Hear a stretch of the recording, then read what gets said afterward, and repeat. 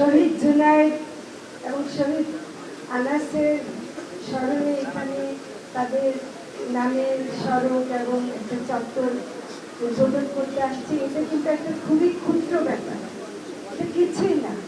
ওরা যা করেছে দেশের জন্য, ওরা দেশের জন্য এইটুকু বাচ্চা 14-15 বছরের বাচ্চার মনে যে অন্যায়, অবিচার, ফ্যাসিবাদ বলতে আমরা যে কষ্টটা বুঝেছিলাম, এই ছোট্ট বাচ্চাগুলো কিভাবে ধারণ করেছিল আপনারা একটু, আমি তাদের কথা যতই শুনি, আনাসের চিঠিটা যতবার পড়ি, জুনায়েদের কথাটাও যা শুনছে, তাতে মনে হয় যে আমাদের এই প্রজন্ম সত্যি সত্যি একটা মন নিয়ে জন্মেছে। তারা অন্যায়কে মেনে নেয়নি, অন্যায়কে মেনে নেয়নি এবং সেজন্য তারা এগিয়ে গেছে, প্রাণ দিয়েছে। আজকে আনাসের মা বাবার কথা শুনলাম, জুনায়েদের বাবার কথা শুনলাম। আপনারা কি তাদের কাছে শুনেছেন ওরা গাড়ি বাড়ি চেয়েছে? ওরা কি টাকা পয়সা চেয়েছে?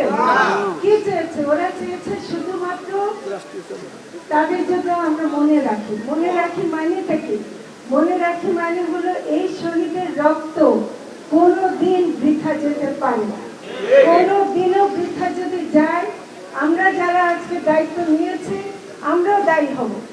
আমরা এই কাজটা যদি আমরা এদের দোষীদের যদি বিচার না করি, একটু আগে আমাদের চিফ প্রসিকিউটর বলে গেছেন এবং তিনি করছেন, আমরা মনে করি এই হত্যাকারীদের বিচার হতেই হবে। মাটিতে তাদের বিচার হবে, তার অন্য কথা।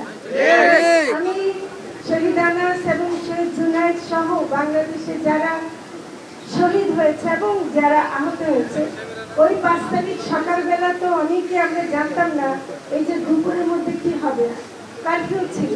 আমরা অনেকে বেরোতে চাচ্ছিলাম, বেরোতে পারছিলাম না, কিন্তু শুনলাম চানখার ভুলে অনেকে মারা গেছে। তার মধ্যে যে আনাস জুনায়েদের মতো একদম কিশোর বয়সী কয়েকজন ছিল, এটা তো এখন জানতে পারছি। আমার খুব কষ্ট লাগে যে আমরা যদি বাংলাদেশের মানুষ যদি এই দেশকে ক্ষতি হাত থেকে রক্ষা করতে না পারি, বিদেশি কোনো আক্রমণ থেকে রক্ষা করতে না পারি, কোনো স্বৈর শাসন থেকে রক্ষা করতে না পারি, তাহলে আমাদের এদের কাছে আমরা কি জবাবদিহি করবো? কাজে আমাদেরকে যেন আল্লাহ সে তৌফিক দান করে, আমরা যেন আগামীতে আর কোনো স্বৈর শাসক যেন এ দেশে না আসতে পারে, ফ্যাসিবাদ যেন এই দেশে মাথা চাড়া দিয়ে উঠতে না পারে। আজকে আনাস এবং জুনায়েদের কাছে আমাদের সে প্রতিজ্ঞা করে আমি আমার কথা শেষ করছি।